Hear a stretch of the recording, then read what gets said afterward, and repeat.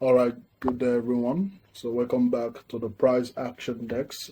So, for today, instead of a daily analysis, we'll be doing a trade, should I say, weekly commentary, or should I say, weekly recap of the price action on gold to probably to give you a clearer view of what's happened in the market and possible setups you could have taken as a day trader,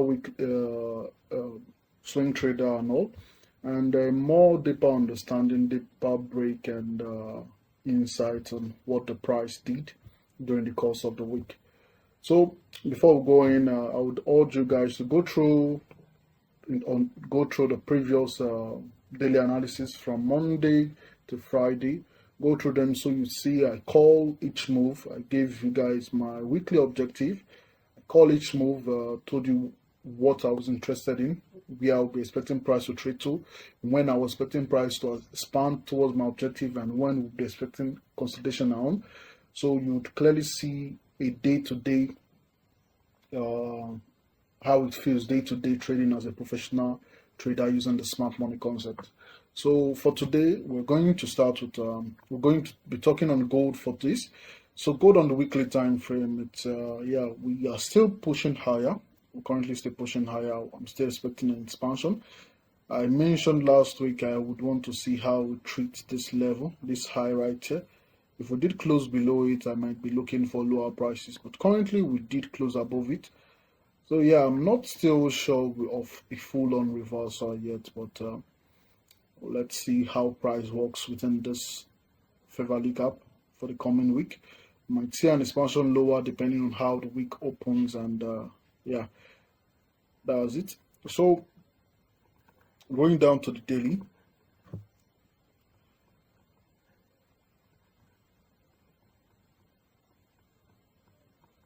All right. So on daily we have Monday right here. This is Monday on the 13th of April. On the opening of Monday, if you guys can remember, after the whole news of the failed ceasefire agreement between the US and Iran, we had a huge expansion to the downside, huge expansion clearing out series of sell side liquidity. On the futures chart, it was shown as a huge gap, and but that was quickly recovered, and I told you guys this is what I was expecting. That was quickly recovered, showing a huge total soup on the daily time frame, and we created an SMT between the gold chart, the CFD chart, which is what most traders trade, and the futures chart. We had an SMT because on the futures chart we took out previous week's low, and on the CFD chart we didn't take out that low. So I do take note of those difference in price action between these two pairs, as they are very significant for my trading style in terms of bars and all. So we had that SMT with futures chart right here.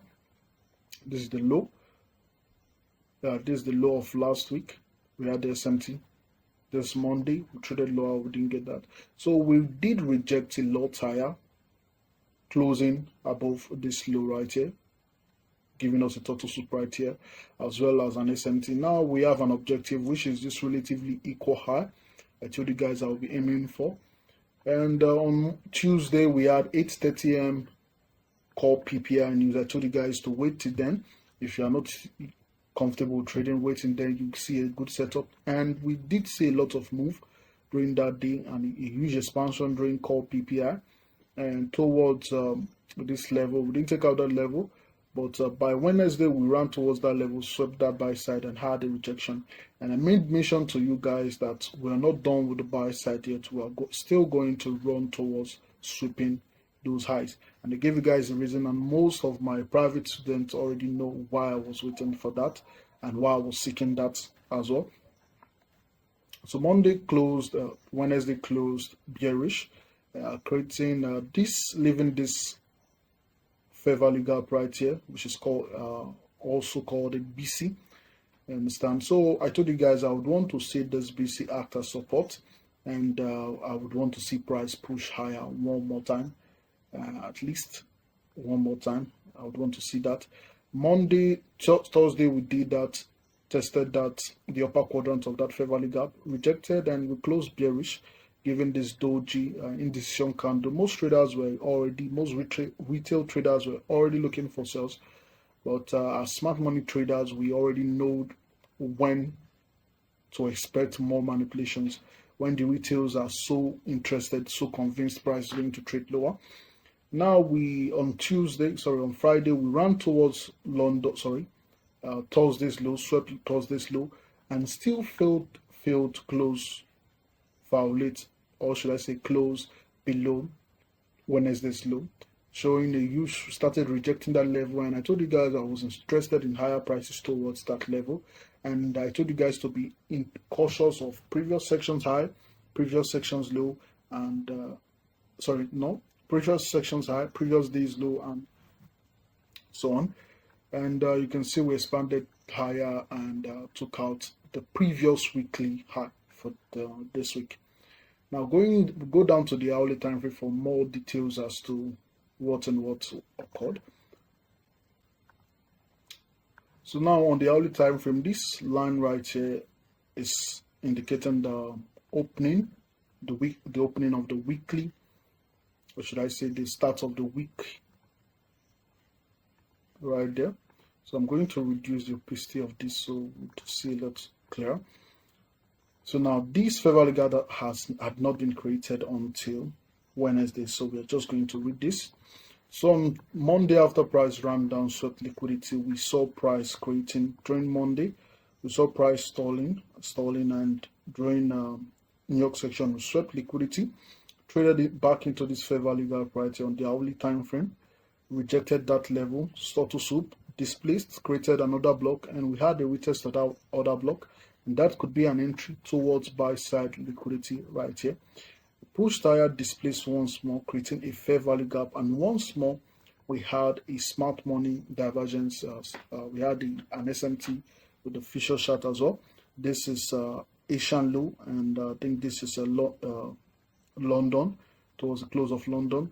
We saw price running towards that level, sweeping Asian low liquidity. That was the trigger for our new trade during New York section for buys higher. I think I took this trade. I showed you guys the trade. I also took this one as well. But I took the sells on this one down here. But this was the major trade since we were bullish. And bought, and price kept on pushing higher. Got our target right there. Take note of how we went back, broke, closed above the low of this candle, closed above the open of this two consecutive candle, confirming these as an hourly order block. We did a retest, and you can see traded back to the upper quadrant of the order block. If you can go on your chart, pull your feet from the high to the low, you see we expected the upper quadrant, and after the push once more, we traded back to the open. You can see traded one more time back to the open of that order block, and you can see we launched from there during the PM section, expanded, created this fair value gap, which we used on Tuesday. This currently is Tuesday. Traded lower, created this low right here, consolidate prior to New York.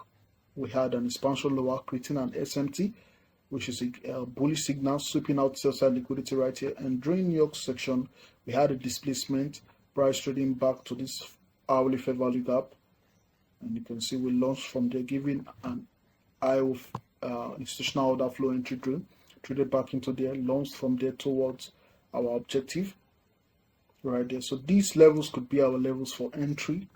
This level right here, as well as this other block right here, could be our level for entry. This fair value gap right here could be our level for a secondary entry. Now we got our objective, and price was going to reaccumulate for one more move to the upside, which I was expecting.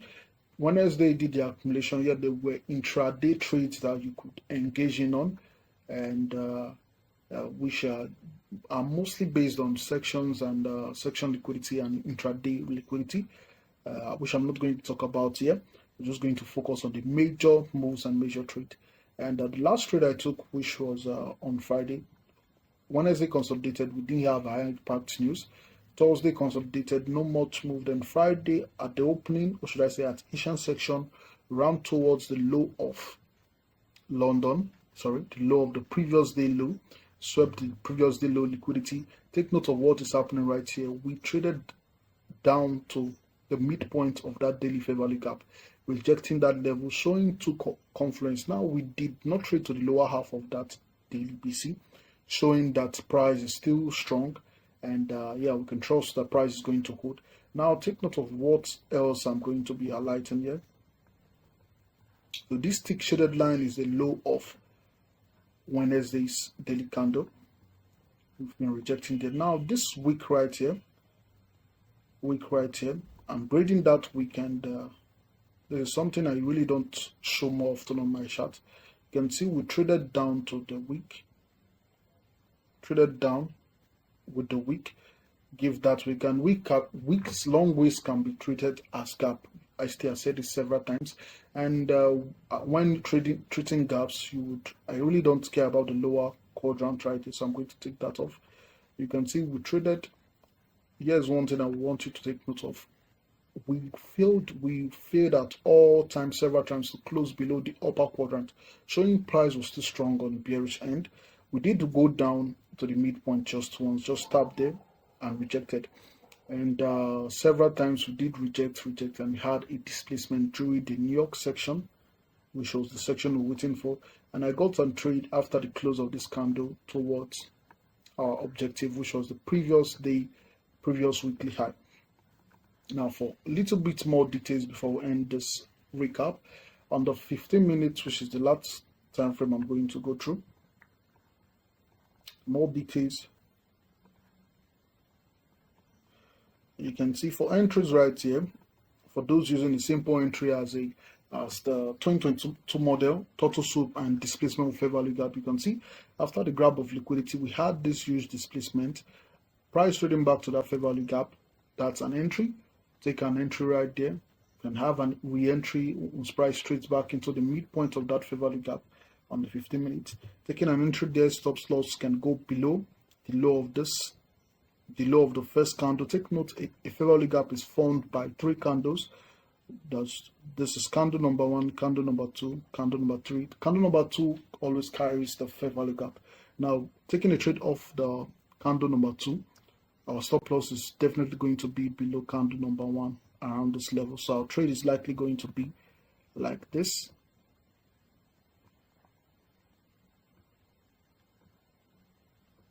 Stops at that low, and we can aim whatever objective is ahead of us.